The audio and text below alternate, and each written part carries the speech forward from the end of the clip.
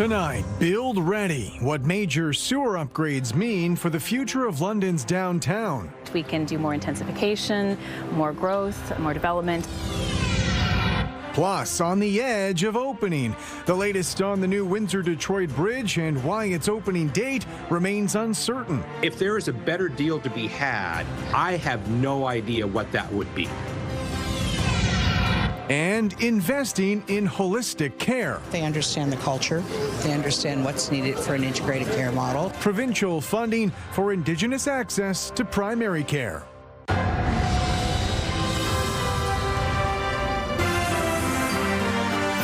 CTV News with Carlyle Fiset. Good evening. Thanks for joining us. Big changes could be on the way for London's downtown and the city's skyline. An $18 million infrastructure project is wrapping up, dramatically expanding sewage capacity, opening up development opportunities for decades to come. With more, here's Jerry Dewan. Most major projects have a breakthrough moment, and there was a literal breakthrough for the downtown sewage capacity project. A specialized tunnel boring machine emerges in a shaft in Ivy Park after spending days traveling under the Thames River, reaching a depth of 14 meters. This is an example of a micro-tunneling, one of the largest tunneling projects we've ever done in the city's history. There are actually 2 tunnels under the river that will replace a small line that's nearly 100 years old that will help transform the downtown. It means that we can do more intensification, more growth, more development, so supporting up to 17,000 new units. The current downtown sanitary sewage system was at capacity, meaning all significant downtown development applications were on hold. It's the heartbeat of any community. It can be a real heartbeat for London. Mike Wallace is executive director of the London Development Institute, representing a number of the city's largest developers. He says the potential for the downtown can now be unlocked. We think that downtown London has a tremendous amount of potential, and part of that potential is making sure we have a solid base of people who actually live, work, use downtown as their entertainment center. The sewer capacity expansion is happening in conjunction with a significant upgrade to the Greenway wastewater management facility. Dan says the new sewer link, combined with other work on sewage infrastructure in the downtown, will also dramatically reduce the impact on the environment. It's all part of a larger system that's going to improve capacity but also protect the health of the Thames River. So we've got work that's been happening for years to separate our combined sewers in the core. This is going to upsize our capacity under the river. The city projects London's population will reach 750,000 people by 2050. Connections for the new lines will be made in the next couple of weeks, and work will begin to restore parks on both sides of the river.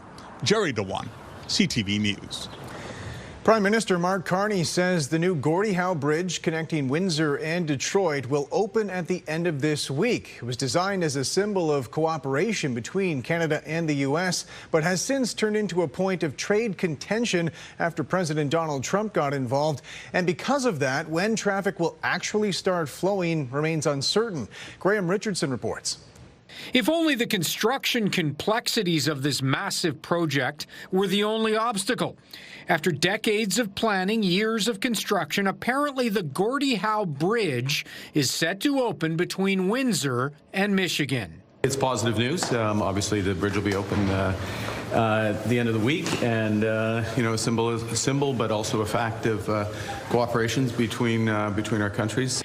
But in 2026, it's just not that simple. After blasting Canada over the bridge in February and threatening to block it because of trade disputes, the White House said, despite the ribbon-cutting Friday, the president's position on the Gordie Howe Bridge has not changed. The administration remains committed to securing the best deal for the American people. So some kind of ceremony this week, but no official answer yet on when traffic will actually flow. Politics is getting weird, and I think that is the technical term these days. The bridge was paid for by Canada, American workers and materials were used, and it's partially owned by the state of Michigan. There is wide support for it opening on the American side, too. If there is a better deal to be had by the Americans, I have no idea what that would be. For those who fought for decades to keep the project going on the Canadian side, there is optimism. I'm surprised that it's been resolved as quickly as it has, and kudos to Canada and to our American friends the many, many American friends who have long supported this project. But then again, maybe not. Well, I hope so. I really hope so that it's going to happen. So let's see what really happens. So there will be some kind of an opening ceremony on the bridge itself on Friday. One American media outlet is reporting that vehicles will flow starting Monday morning. But that was before that statement today from the White House. So the people of Michigan and Windsor may have to wait a little longer for the strange politics of 2026 to work themselves out. Graham Richardson, CTV News, Ottawa. Now, once vehicles do start crossing the bridge, there will be a significant impact for our region's shipping industry. With more on what that means for truckers carrying Canadian goods across southwestern Ontario and beyond, here's Adrian Gabriel. Spanning 2.5 kilometers across the banks of the Detroit River, the new Gordie Howe Bridge has sat idle. That is about to change. It's been 25 years in the making. I'm happy to hear this. The old Ambassador Bridge has been the only crossing and the busiest along the Canada-U.S. border for years. More than $390 million in trade traverses the route each day, representing 26% of Canada's exports and 33% of all imports by road. Here inside CSA Transportation, freight is moved into hundreds of big rigs that cross into the United States every day with increasing difficulty. It's expensive, really, really, really long lineups, so it's caused delays in moving freight cross-border. How important is another border crossing, another bridge for your industry? Trucks that are crossing the border, it won't be as long waits. It'll be cost-effective for them, and if it's more cost-effective for them, then that passes on to the consumer. Detroit and Windsor, Ontario have been bound by two automotive economies. There's $100 million worth of auto parts that goes across that bridge in either direction every single day. The president of Canada's Auto Parts Manufacturing Association shares his belief that the new bridge will remove a bottleneck at the border with more direct routes to market. The route to this bridge is in from a highway, out to a highway. Anytime you can improve those processes in public infrastructure, you're winning. For the mayor of Canada's automotive capital, the pending opening is a victory years in the making. Being able to have certainty in crossing the border is imperative for this auto industry and parts sector to work seamlessly. It's going to be great for commerce, great for community. The consensus among multiple industry leaders we spoke with today is that less wait times at the border and cheaper tolls should deliver savings for Canadians. Adrian Gabriel, CTV News. Good evening. It was a hot one out there today. You could really feel the humidity right across southern Ontario. Temperatures right now between 25 and 28 degrees. But when you factor in the humidex, it's feeling a whole lot warmer. In London right now, feeling like 35. A heat warning has been issued for Windsor, Essex, Chatham-Kent area, as well as Sarnia and Lambton. And then as we head towards Granbruce County, a weather advisory warning of some heavy rainfall. Now, we did have a thunderstorm watch in effect in through Huron County in the last hour. That has now been dropped. We have showers and thunderstorms that have been rumbling through. Lots of volatility in this air mass. We have lots of moisture to work with, so heavy rainfall will be the main threat with the thunderstorm activity that will move through tonight. So still lots of shower action on the radar tonight. As you can see, the showers in London have been very, very light, heavier to the east of us, but we do have some storms that are starting to approach the city. Coming up, I'll take you through the forecast. Temperatures will remain very warm through the evening, still 25 degrees at 8 o'clock. The chance for scattered showers and thunderstorms right across the region this evening, but not everyone will see the rainfall. Coming up, I'll take you through the forecast. A hot and humid week ahead, followed by comfortable conditions for the weekend. Carlyle? Thank you, Julie. Many Indigenous people in our region could soon get access to a family doctor or nurse practitioner. The provincial government has announced nearly $2 million supporting an Indigenous-led organization expanding its primary care services. Brian Bicknell reports. First Nations people often face unseen barriers when it comes to accessing health care. Doug George is Senior Manager of Traditional Healing at Southwest Ontario Aboriginal Health Access Centre, or SOHAC. He says that often stems from healthcare professionals not understanding Indigenous culture. People who haven't had to endure that type of pain or suffering as like whether they were raised here in Canada or not, have a difficult time, like understanding where Indigenous people are coming from in terms of their healing, health, and wellness. George was on hand as MPP Steve Pinsino announced more than $1.9 million in provincial funding. It's to support SOHAC in helping people connect to a family doctor or primary care healthcare team. We're utilizing nurse practitioners more, and we even see there's going to be a bigger need for them in the future to come. SOHAC says primary care services and mobile outreach will be expanded across the region, serving urban Indigenous populations as well as remote First Nations communities. The expansion will help connect some 2,200 people to primary care across Lambton, Kent, Middlesex, and surrounding areas, a region that stretches from Owen Sound in the north to Windsor in the south. But it's not typical health care. SOHAC CEO Jen Martin says it's holistic care, which recognizes the needs of Indigenous people. They understand the culture. They understand what's needed for an integrated care model. We have our healers here as well. They understand the intergenerational trauma. They understand the residential school, the truth and reconciliation of what's required. That's a good start, is what I say. Yeah. And so we need to do a lot more work out there to be able to correct the damages that have been done. Brian Bicknell, CTV News. St. Thomas police say they're investigating an early morning fire at an apartment building. They say they were called just after 4 a.m. for a fire on the ground floor of a building on Chestnut Street. According to firefighters, there was smoke coming from one of the units, and they were able to get it under control quickly, preventing spread to other apartments. They say they're still trying to work out what started the fire. This is a city building, so social services is here to support all the other residents in the building. City police are on scene with us if there's to be anything that's suspicious, which we don't think so at this time. After we do our investigation, we'll make sure everybody gets back in and get the building back in order. There's also an investigation into an early morning fire in Simcoe. Norfolk County fire officials posted these images saying the flames broke out around 1 a.m. at a former Tim Hortons on Water Street. They say the building had since been taken over as an encampment. Damage is an estimated $150,000, and crews say they don't believe this fire is suspicious and no injuries were reported. Oxford OPP say they're investigating an early morning stabbing in Tillsonburg. Police say they were called responding to a weapons call at a housing co-op around 3:30 this morning. They say one person was found with suspected stab wounds and they were taken to hospital. According to police, 2 people have been arrested, but there's been no word on possible charges. St. Thomas police say they've laid a manslaughter charge against a man related to a woman's death last month. They say they were called for a reported overdose downtown. The woman was rushed to hospital but did not survive.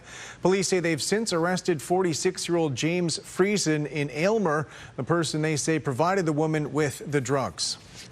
To the murder trial in St. Thomas, where a notebook was entered into evidence today, read out with details revealing a tumultuous relationship between a young woman and the man accused of killing her. With more on today's trial proceedings, here's Nick Paparella. Detective Constable Christopher Thomas testified that as a forensic identification officer, he showed up to 562 Kingsway Avenue in West London in July of 2023 to take dozens of photos of the crime scene after the badly beaten body of 22-year-old Caitlin Jennings was removed. He described the bloody mess throughout the main floor of the house, saying, "I could see blood staining around the sink. There's a knife on the right side."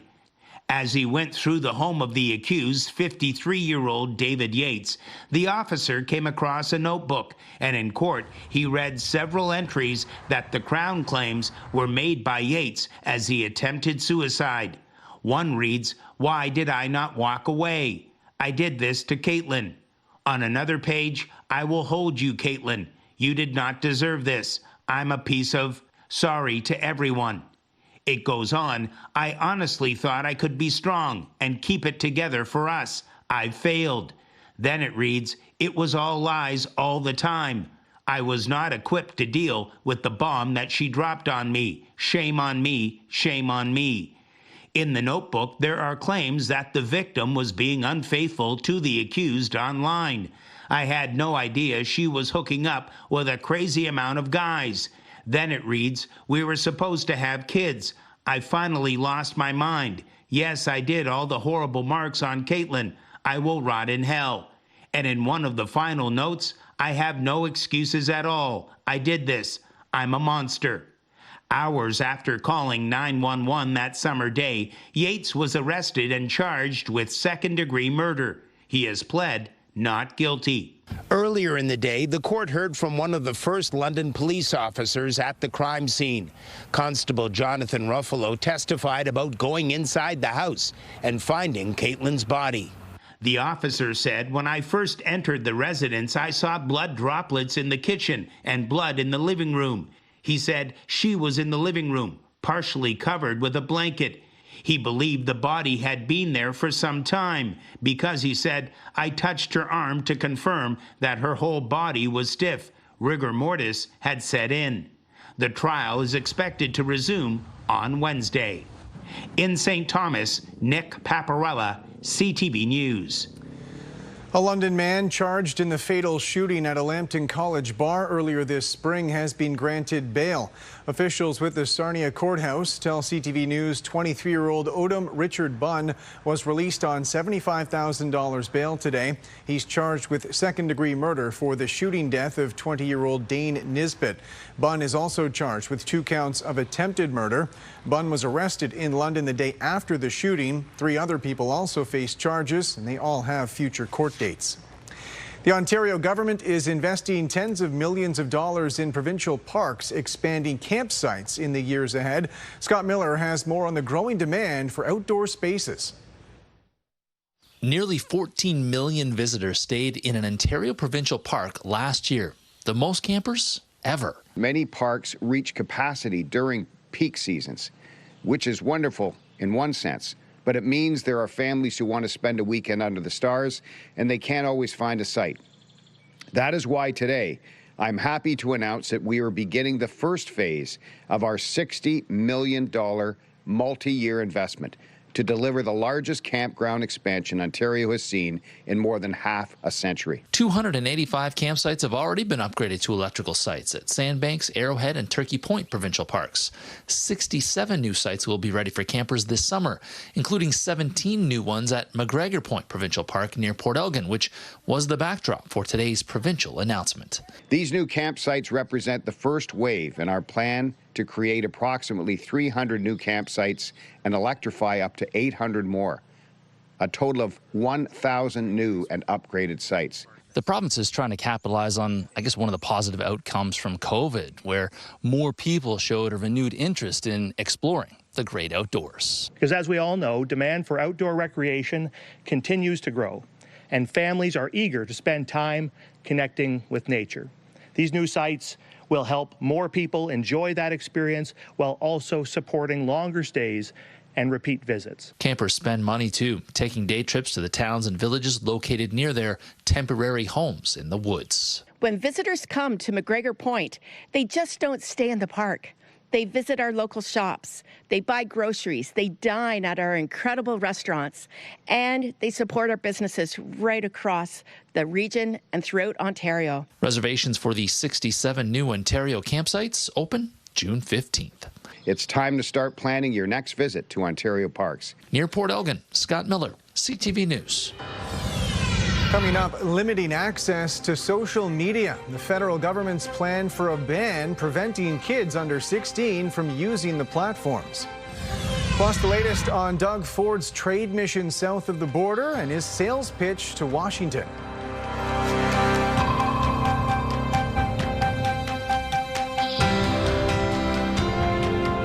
Download the CTV News app and stay on top of local stories as they unfold. We begin tonight with Ontario's latest. Customize your feed and watch live wherever you are. CTVLondon.ca, your home for news. Welcome back. Premier Doug Ford is in the middle of a trade mission to Washington ahead of formal North American trade talks. With more on what's being discussed and accomplished, here's Abigail Beeman. What is Fortress North America? Well, Fortress North America is about encouraging people to invest more in both countries. Doug Ford in D.C., selling not just his province, but his new Fortress North America plan. He echoed federal Canada-U.S. Trade Minister Dominic LeBlanc. He feels optimistic about a renewal of the North American Trade Pact and downplayed his canceled reception with American billionaire Ross Perot Jr. We have been jammed, meeting everyone down here. They've rolled out the red carpet for us. They treat us so well. My message to everyone, we love Americans. We love the U.S., and I know Americans love Canadians. Let's get a deal done. Ford said he was meeting 4 lawmakers today and has no plans to back down yet from the booze ban that's a real irritant for Americans. I just want to get this deal done, and then we'll put that booze back on the shelves, and we welcome everyone. Maybe we'll have a little drink of Kentucky bourbon or something in Ontario. The Premier has also been a contentious player in the Canada-U.S. relationship. America's jobs and growth are at stake. With the President calling off trade talks after Ontario aired this ad. Ford said he had a positive chat with LeBlanc ahead of his trip. Other ministers portrayed a united front today. You know, it's always good to have Team Canada talking about the benefit of their relationship. Tariffs are really, really hurting a lot of Ontarians and a lot of Canadians. And I think it's important that we talk to American leaders across the U.S. I'll be going to the U.S. this summer. There will be many of us that will be going. Premier Ford has taken a very positive approach, almost conciliatory, compared to other statements that we've seen in the past. So pour a little sugar on it. LeBlanc had said he's set to speak with United States Trade Representative Jameson Greer at some point this week. Abigail Beeman, CTV News, Washington. The federal government is expected to join countries like Australia and France in banning social media for kids under 16. It's part of an online safety bill which could be introduced as early as tomorrow. With more on how the legislation will work, here's Judy Trin. 2 to 5. Yeah. 4. How many hours? I've seen anywhere from like 3 to 6. Every student on this grade 8 school field trip spends hours on their phone daily. Most give a social media ban for kids under 16 a failing mark. It's like a way for them to communicate and like get friends other than like friends at school. If you post a video or something like that and people put comments, it can like boost your confidence. If you do ban it, I feel like they definitely find much more unsafe ways to get around it. That would just be more harmful to the kids. But the culture minister is expected to table a new digital safety bill on Wednesday. We will take all reasonable measures to make sure kids are safe in this country. I think it's obvious why it's a priority. Kids are dying. A federal digital regulator would be appointed to set safety standards. In addition to the age limit, social media companies would be required to remove child sexual abuse material and reduce exposure to content that encourages children to hurt themselves. But experts worry the bill could backfire. Implementing a ban is enormously difficult. It costs a lot of resources, requires a lot on the enforcement front, etc. There's concern that age verification could violate privacy and block student access to educational material. But this teacher supports a ban because she needs more tools to control social media use in the classroom and at home. I just feel like kids need a little bit more guidance and restriction at this age. They're at a pivotal time in their life when they are forming rights and wrongs, and I just feel like it opens up Pandora's box. The Liberals have been trying to introduce legislation to protect children from online harms for 7 years. They now have a majority, but there isn't enough time to pass the bill before Parliament rises for the summer. Judy Trin, CTV News, Ottawa.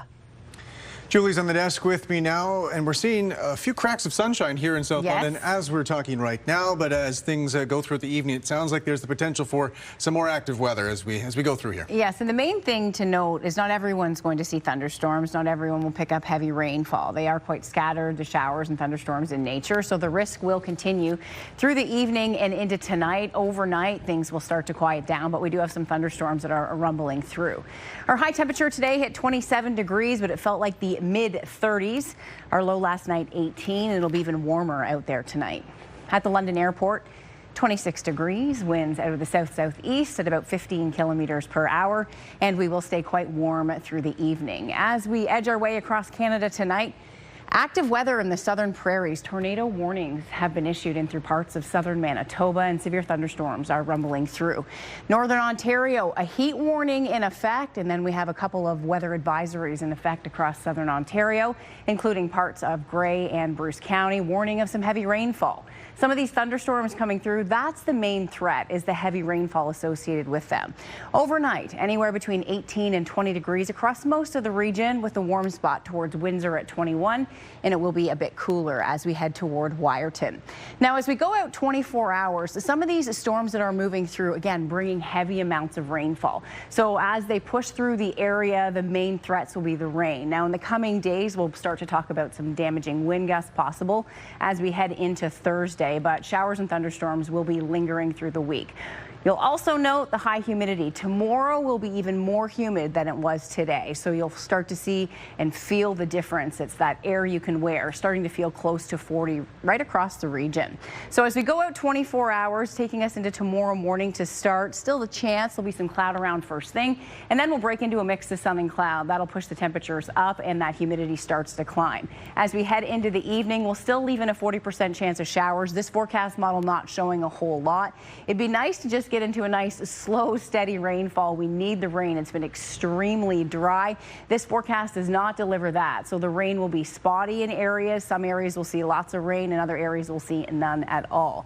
Now, we do have the chance for some widespread rain as we push toward Friday with the passage of a cold front. So your forecast for your Wednesday afternoon, hitting a high of 30 degrees, winds out of the west-southwest, and the risk for thunderstorms will linger through the day and into Thursday as well. 31 Thursday, so that'll be our hottest day. So to get to 31 degrees this time of year, you need some sunshine. So we're not expecting showers all day. Now the cold front will come in as we head into Friday morning, and that will bring cooler and comfortable conditions over the weekend, so Saturday into Sunday. So your forecast tomorrow, generally a mix of sun and cloud through the day. There is the chance for some pop-up showers and thunderstorms. Same weather story on a Thursday, but a 60% chance of showers, a little bit more widespread, but the majority of the time will be rain-free. We will have these rounds of showers coming in, though. The weekend looks good. It'll be comfortable. Temperatures drop. The humidity drops. The cold front will come across the area, and that's why I mentioned the wind. So Thursday into Friday, that'll be something to take note of.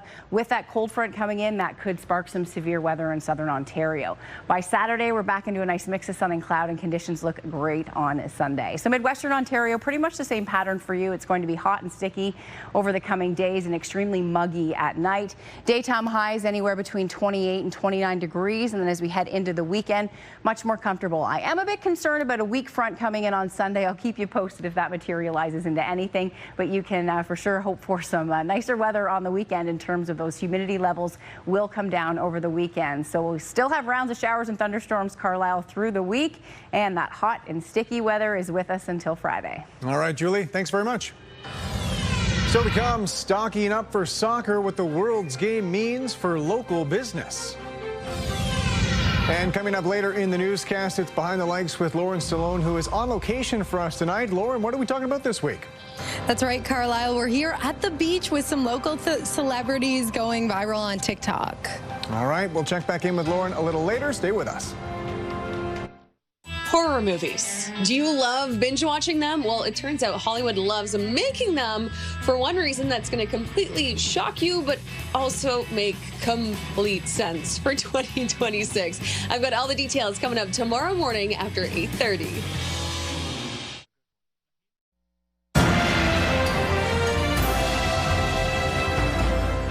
A new survey suggests a majority of residents in the Toronto and Vancouver areas do not believe hosting World Cup matches is worth the cost. The survey was conducted by the Angus Reid Institute. It found 70% of respondents said the public cost of hosting matches is not worthwhile, mentioning issues like street closures, traffic disruptions, and having other major events rearranged in accommodation. More than half the respondents said they aren't interested in even watching, with only a third saying their municipal government will be fully transparent on the cost. Meanwhile, here in London, local businesses are ramping up their pitch to soccer fans. With more on the expected impact for tourism and the local economy, here's Brent Lale. World Cup fever has hit the Forest City. A lot of people coming in for their Canada jerseys, one of the most sold jerseys here at Soccer World in London.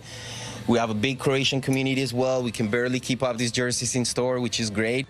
The tournament begins Thursday, with Canada kicking off its second appearance in 40 years Friday afternoon. There will be watch parties around the city, including at the Scots Corner. A lot of different times, playing at 3 and 6 and 9, so it's a little bit different. Usually it's always over in Europe, so the games are earlier, so it'll be interesting to see some games a little bit later on at night. The city's #1 soccer pub has 80-inch televisions ready for their patio. The England and Canada games, from past experience, will be great. But I mean, it starts off with Scotland plays Saturday night at 9 p.m., which is crazy too, right? So we'll have them, and then the Canada games are definitely a big draw right now. Across the street, Tourism London is capitalizing on the event being in Canada. Yeah, our Tourism London landing page has skyrocketed with first-time visitors.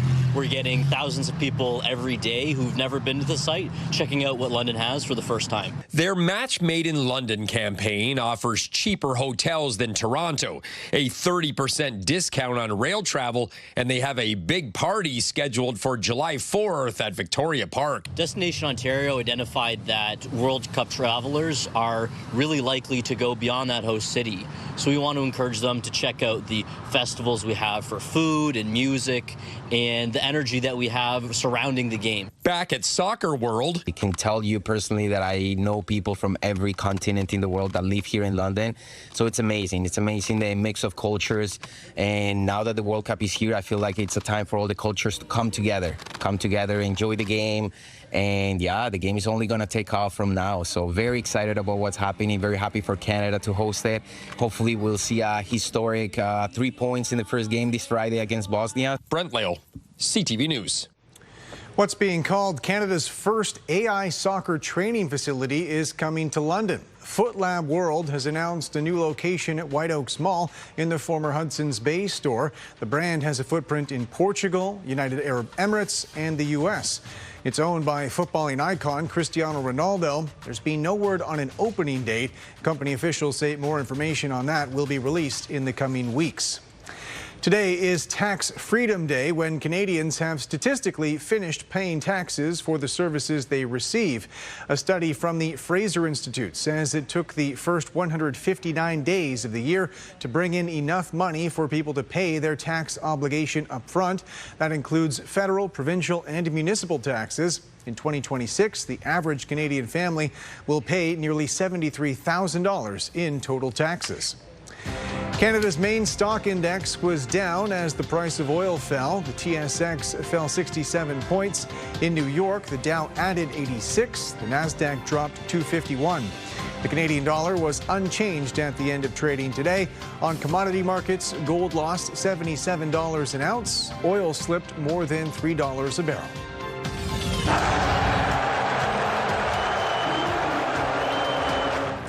Later on CTV News, far from a warm welcome, New York's hostile reception for President Trump at the NBA Final. Welcome back. An Air Canada pilot has been accused of flying hundreds of commercial flights over 17 years without a proper license. John Woodward has more on how the former captain went undetected for so long and whether passenger safety was ever compromised. This investigation and the details surrounding it read like a movie script. But police say this fraud was very real. An Air Canada pilot flying for decades, captaining planes full of passengers like 767s and 777s that he wasn't licensed to do. During that time, he captained over 900 domestic flights, earning millions of dollars in salary for those captaining flights, but also flew tens of thousands of passengers. Charged with fraud and forgery is Jeff Wall, who a posted biography with Ontario's Georgian College says once flew with Canada's Armed Forces and helped connect future pilots with careers as a part-time employee. Canadian airlines are safe. That's video of Wall in 2015 sitting down for an interview on CTV's Canada AM. He was the chair of the Air Canada Pilots Association. During the period, Peel police say he wasn't licensed. Air Canada said in a statement, despite the licensing problem, he was competent to fly, saying safety was not compromised by this incident because all pilots at Air Canada undergo mandatory recurrent training every 6 months to validate their flying competency. I'm going to show you this. This is mine, actually. CTV aviation expert Phil Dirty said every year or more a pilot has to show his license to what's called a check pilot, a person working for Transport Canada. But there's apparently no cross-referencing that with government databases. So, you're taking it at face value, but when the medical is done, then it should be checked there. And then also with the database at Transport Canada, it should also be checked at that point as well. Police say it was a regular check in March of 2025 that finally flagged the license. Air Canada called in Transport Canada, which reviewed the situation, and then they called the police. Police allege that Wall made a false police report to them to cover his tracks. Wall hasn't responded to messages from CTV News. He's considered innocent until proven guilty and did have a lower standard of pilot's license. John Woodward, CTV News, Mississauga. Perth County OPP say they're looking for a man accused of exposing himself in Mitchell. Police have released these composite sketches from eyewitness accounts. They say he's been seen throughout the town committing indecent acts dating back to last June. He's described as white, middle-aged, about 6 feet tall with a heavy-set build. He has short black hair, clean-shaven with a round face. A new study is suggesting a link between vaping and cardiovascular function in young adults. The study was conducted by the University of Alberta. It looked at people in their early 20s who have used e-cigarettes or vapes for roughly 3 years. The study found a direct link to impaired lung function and potential exercise intolerance. Participants reported no cigarette use or marijuana use and went through a traditional lung functioning test. And some of the participants showed normal lung function, but did experience greater breathlessness during the exercise. Tomorrow on CTV News, Helping Hospitals, the London-based program simulating pediatric emergencies for training at smaller Ontario hospitals. That's tomorrow on CTV News at 6.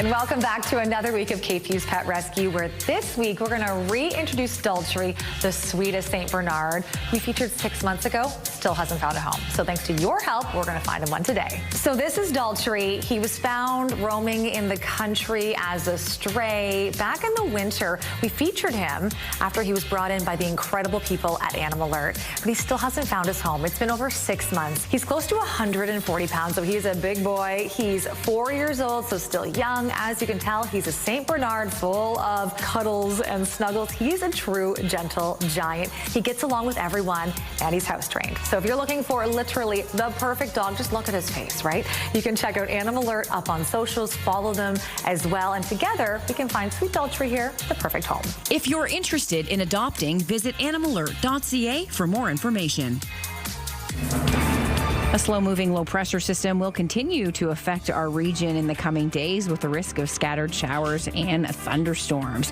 Thank you so much, Rosemary. This was taken at the splash pad at Gibbons Park. Even the ducks are finding it a bit steamy out there. Chance for showers and thunderstorms tonight. Probability heading into Wednesday, 40%, but some sunshine, and the humidity will be with us until Friday. President Donald Trump attended Game 3 of the NBA Final last night.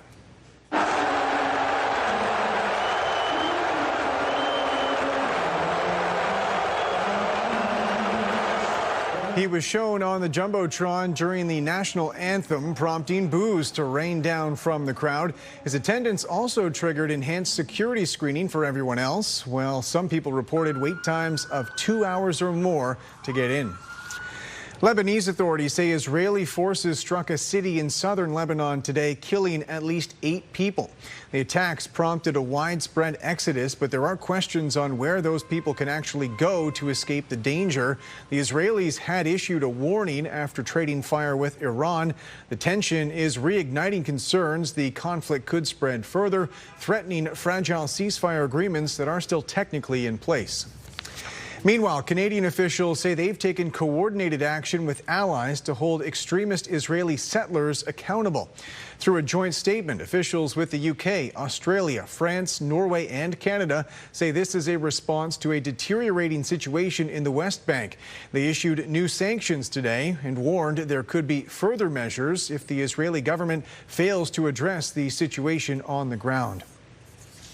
A new national report says chronic pain among women, and especially women veterans, needs to be addressed immediately. The findings came out of a meeting between leading researchers, patients, and policymakers last month. And with more, here's Pauline Chan. Hélène Lassalère never experienced chronic pain during her 26 years with the military, but she did after.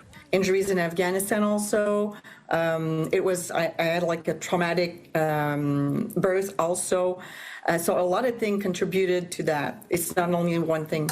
And while Canada's military health care is comprehensive, she says the civilian system is fragmented and challenging for chronic pain, even for a military veteran. Dalhousie professor Alice Aikens was a physiotherapist with the Canadian Armed Forces. About 22% of Canadian women experience chronic pain, but about 50% of Canadian women veterans experience chronic pain. And she calls last April's report pivotal. Women have been underrepresented in health research for far too long.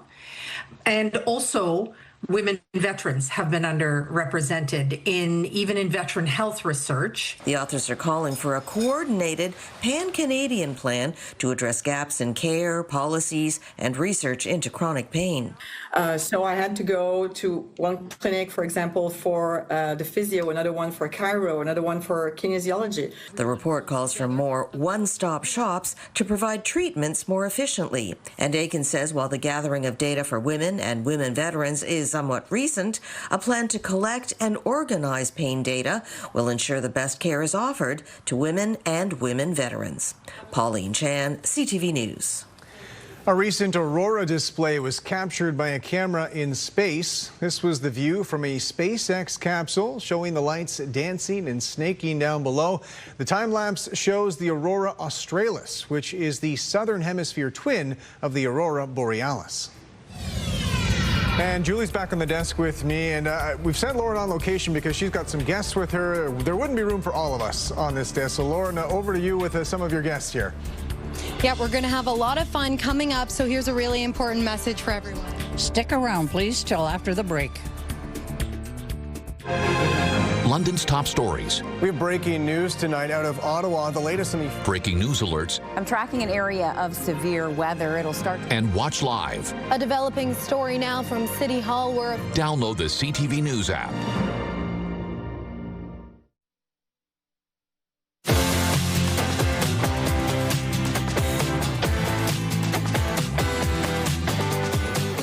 And before we go tonight, Behind the Lights with Lauren Stallone. Julie's on the desk here with me in the studio. As we mentioned, we've sent Lauren out on location because she's got some celebrity guests, you've described them as, some viral sensations, Lauren. That's right. I'm joined by Marie, Ishika, and Grandma Ruth. Now, this is a local retirement living community here in London, and they are going viral on TikTok right now because they've been taking trends that we've seen on TikTok and Instagram, giving them a try with their own little spin. So take a look at some of these clips. They want to know.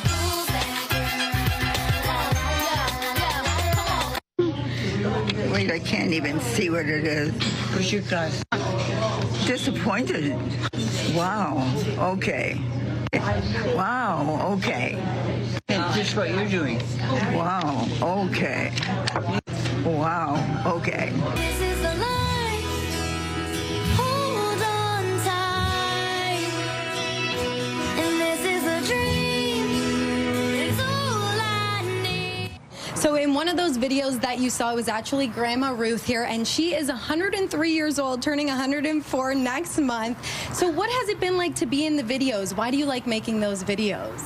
Well, I don't know. It's just something different, something you see all the time, and you're not part of it, you know.